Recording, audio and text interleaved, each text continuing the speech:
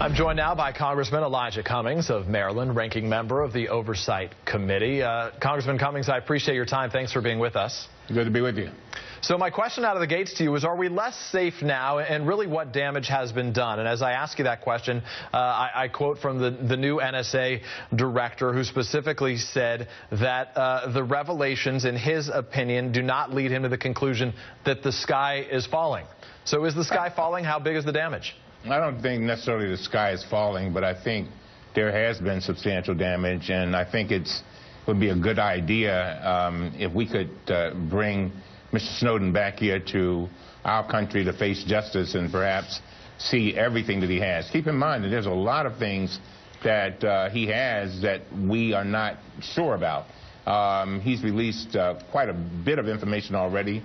I think it has done damage with regard to some other countries, and certainly the people of the United States are very concerned because they've now learned how much of their personal information is getting into NSA and being possibly used by NSA. So I'd like to see Snowden back here in this country to face justice, and hopefully for us to see exactly what he still has left. I think that's what I'm more concerned about.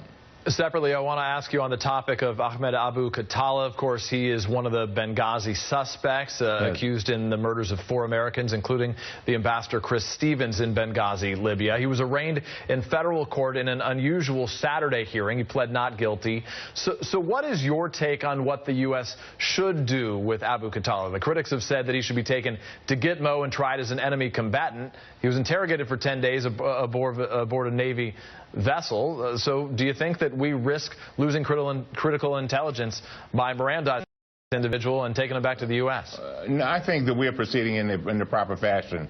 I mean, you're talking about 14 days on a ship where our intelligence folks and our FBI personnel have had an opportunity to interview him.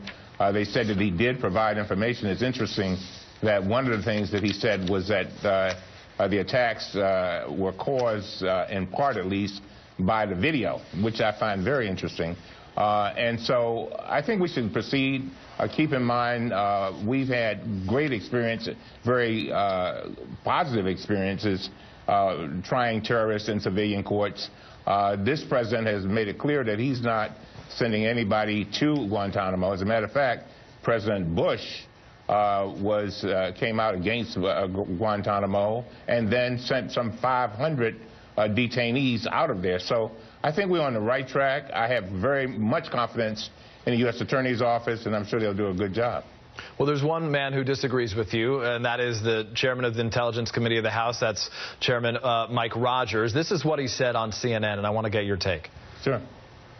You can't say you're going to do it in 10 days or 3 days or 7 days. You need the opportunity to gather the intelligence that he has. Remember, he's affiliated with al-Sharia in Libya, which is certainly affiliated with al-Qaeda. These are dangerous folks. If he doesn't give us anything and we get him to put him in jail, what have we accomplished? I argue we've spent a lot of money and we have not gained anything valuable for pushing back on terrorists around. So why is Chairman Rogers wrong? I'm not saying he's wrong, but I just disagree. You know, the question becomes is how long do you hold someone? And again, folks want closure to these types of situations. We've got some folks at Guantanamo who's been sitting for 8 years with no trial. They're just sitting there.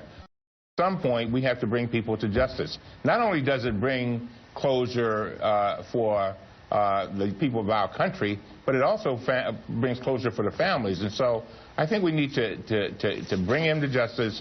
I have full confidence in our justice system that we will deal with him appropriately. Elijah Cummings, Congressman Cummings, we appreciate your time very much. Thank you. It's my pleasure.